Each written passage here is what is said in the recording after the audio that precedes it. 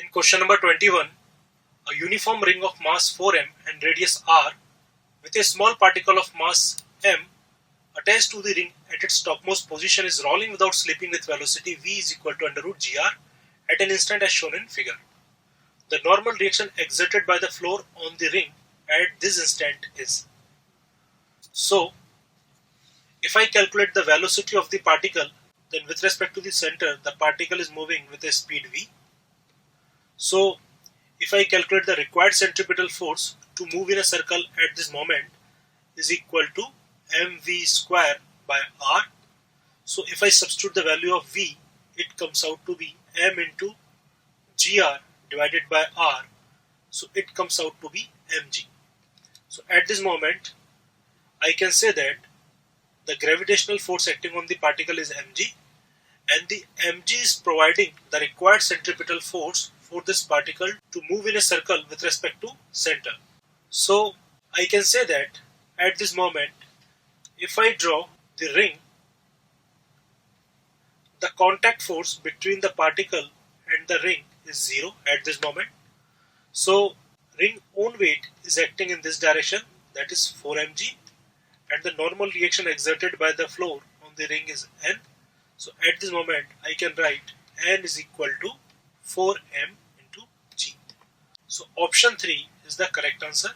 So the correct answer for question number 21 is option 3. Let's move to question number 22. In question number 22, from height h, a ball is released from rest on the ground. A second ball is simultaneously thrown upward from the ground with speed 2v0 along the same vertical line.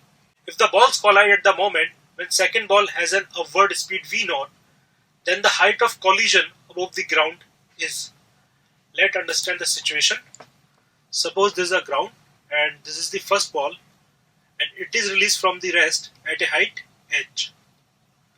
At the same moment, the second ball is thrown upward with a speed 2v0, and let at some time t, the second ball reaches to this position and it covers a distance, let h2, and right now it is moving upward with a velocity v0 at time t. So at this moment, the first ball comes to this position and have a collision with the second ball. Let this separation is h1. So I can say that this is v0. So I can say that if we calculate this t, we can calculate this t. V is equal to u plus at. So v0 is equal to 2v0 minus g into t. So from here the value of t comes out to be v0 by g.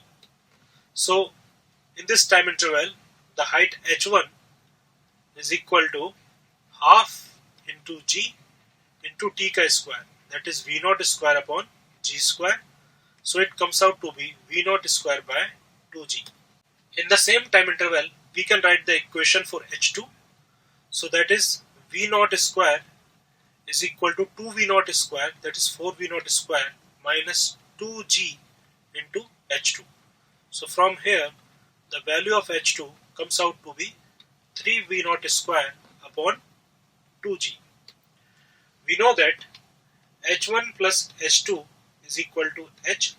So if I substitute h1 and h2, v0 square by 2g plus 3v0 square by 2g is equal to h. So from here, the value of v0 square upon g comes out to be h by 2. And we have to calculate the value of h2. So h2 is 3 by 2 of v0 square by g. So on substituting the value of v0 square by g, that is h by 2, it comes out to be 3h by 4. So option 4 is the correct answer.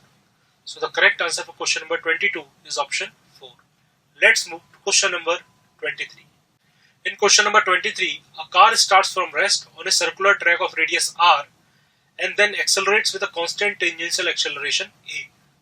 The moment when the car has completed half the revolution, the net acceleration of the car is. So the net acceleration is given by under root ac square plus at square. The value of at is a, that is given in the question. Now we have to find out what is the value of ac. So in order to calculate the value of ac, AC is V square by R. So we have to find out the value of V square by R. So at t equal to 0, the car starts from rest, and at the moment when it completed half the revolution, I can write S is equal to U plus AT in the tangential direction. So pi R is equal to 0 into t plus half into A into t square. So from here the value of t comes out to be 2 pi R by A under root. Now the V can be written as V equal to U plus AT. So 0 plus A into t. So that is 2 pi R by A. So it comes out to be under root 2 pi A into R. So from here the value of V square by R comes out to be 2 pi A. So if I substitute here the value of AT and AC, so AC square is 4 pi square A square plus AT square, that is A square. So it comes out to be A under root 4 pi square plus 1. So option 4 is the correct answer. So the correct answer for question number 23 is option 4. Let's move to question number 24. In question number 24, a uniform triangular plate of mass m is shown in figure. The moment of inertia of the plate about indicated axis is. So in order to calculate the moment of inertia about the indicated axis, I am completing this. So in this way I am completing it. So if this separation is root 2L, then this and this separation is also root 2L. So this is a square. Then moment of inertia about this axis can be written as m into A square by 12, where A is the edge length. So if the moment of inertia of this segment is I required about this axis, then total moment of inertia about this axis can be written as 4 times I required, and that is equal to mass of this square plate, that is 4m, into edge length, that is root 2L whole square by 12. So if I solve this, the value of I required comes out to be ml square by 6. So option 4 is the correct answer. So the correct answer for question number 24 is option 4. Let's move to question number 25. In question number 25, a block of mass 1 kg is moving with velocity 10 meter per second. It encounters a rough surface whose coefficient of friction varies as mu equal to 10x as shown in figure. The maximum compression in spring is. So if we apply the work energy theorem, then work done by the friction plus work done by the spring force is equal to kinetic energy final minus kinetic energy initial. So initial kinetic energy is half m into v naught square. Final kinetic energy is 0 when the spring is maximum compressed. When the spring is maximum compressed, work done by spring is minus half into k into x maximum square. Now I have to write the work done by friction. So suppose it is here and it compresses a spring x, then the friction will act in this direction, and it is equal to mu into normal reaction, that is mg, and if it is displaced by a distance x, the work done can be written as mu, that is 10x into mg into dx, and x varies, this is negative work done, from 0 to x maximum.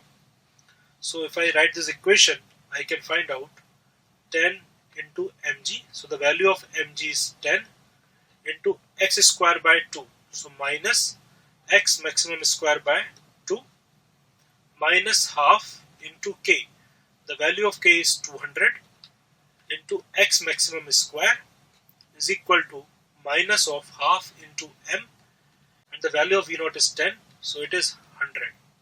So if I solve this, the value of x maximum comes out to be 1 by root 3 meter.